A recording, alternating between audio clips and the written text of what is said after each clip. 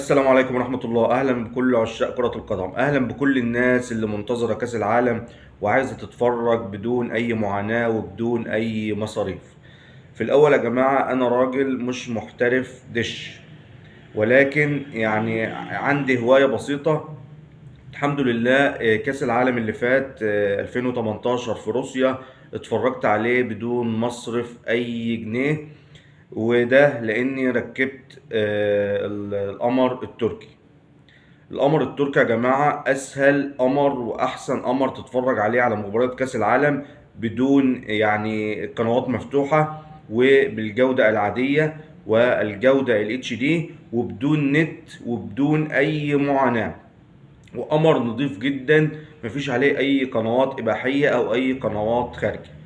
طيب إزاي نستقبل القمر التركي؟ القمر التركي زي ما قلت لحضراتكم، انا والله ما انا محترف، ولكن انا اللي مركب الطبق بنفسي. الموضوع سهل جدا وبسيط. في ناس طبعا الناس المحترفة بتستقبل القمر ده على طبق 70، ولكن انا استقبلته على الطبق متر. طبق متر. القمر سهل جدا يا جماعة، القمر ناحية القبلة. ودلوقتي هنطلع نوريكم الفرق بينه وبين النايل سات وسهيل سات. القمر بقول للمرة المليون استقباله سهل جدا، القمر ناحية القبلة. وهنطلع يا جماعة نوريكم الفرق بينه وبين النايل سات وسهيل سات. خليكم معانا يا جماعة. ودلوقتي يا جماعة زي ما حضراتكم شايفين احنا طلعنا عشان نوريكم الفرق بين القمر التركي والنايل سات وسهيل سات. زي ما حضراتكم شايفين، زي ما قلت لكم، الطبق الكبير الطبق المتر حاليا على وضعية القمر تركي سات، وهنوريكم الفرق بينه وبين باقي الأقمار. خليكم معانا. ده يا جماعة اهو، ده النايل سات. وضعية النايل سات زي ما حضراتكم شايفين، احنا دلوقتي ورا طبق النايل سات اهو. وده ميل العدسة بتاعة النايل سات، وانت واقف ورا الطبق بتبقى الميل على ايدك الشمال. وده يا جماعة سهيل سات اهو، وضعية سهيل سات.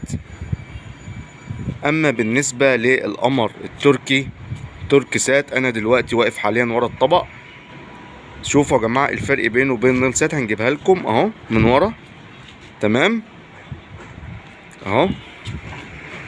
القمر زي ما قلنا ناحية القبلة تماما، وميل العدسة بتاعته وانت واقف ورا الطبق بيبقى ميل بسيط على ايدك اليمين، عكس وضعية النايل سات. وهنجيب لكم الطبق. تمام يا جماعة، انا بجيب لكم الوضعية من جميع الاتجاهات دلوقتي اهو من قدام الطبق. بأكد يا جماعة ان الناس المحترفة بتقدر ان هي تستقبل القمر على طبق 70. لو طبق 70 حالته كويسة بتقدر تستقبل القمر التركي، انما انا يعني راجل على قد شوية فبستقبله على الطبق متر. بظبط التردد على اقوى تردد اللي هو 11096 افقي على 30000، معدل تصحيح الخطأ 5/6. بكرر يا جماعة، بنظبط على تردد 11096 افقي على 30000، تصحيح الخطأ 5/6.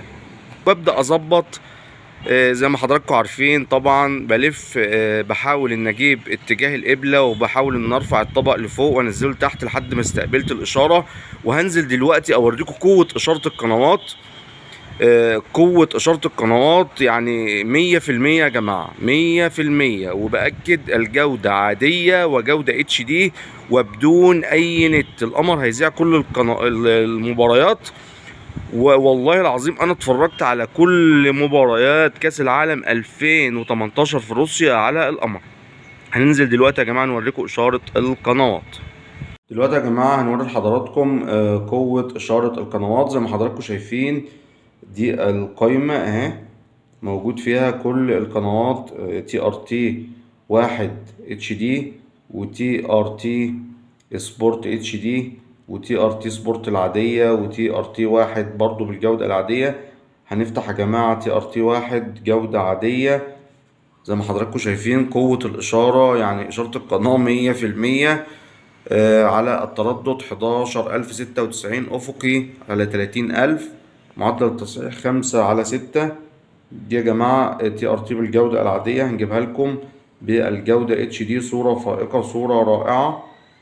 تمام اهو.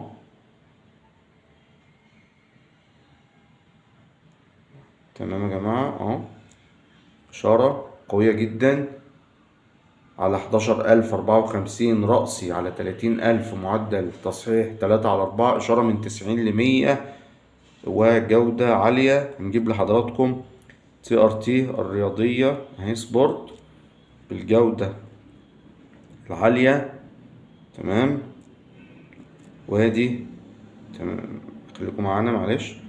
تمام، تي ار تي سبورت برضو بالجودة العادية. احنا بنأكد يا جماعة اللي زعل المباريات كلها في كأس العالم اللي فات كانت تي ار تي واحد. تي ار تي واحد وتي ار تي سبورت زعت بعض المباريات اللي كانت متزامنة، يعني كانت في توقيت واحد. يعني ده يا جماعة القناة اللي هتذيع كل المباريات إن شاء الله. بنتمنى لكم مشاهدة ممتعة، وبنتمنى للجميع إن يقدر يستقبل القمر. والقمر يا جماعة جربوا، هتقدروا تستقبلوه بسهولة جدا إن شاء الله. لو عجبك الفيديو ما تنساش تدعمنا بلايك واشتراك في القناة، وإن شاء الله انتظروا مننا كل ما هو جديد في عالم كرة القدم. والسلام عليكم ورحمة الله وبركاته.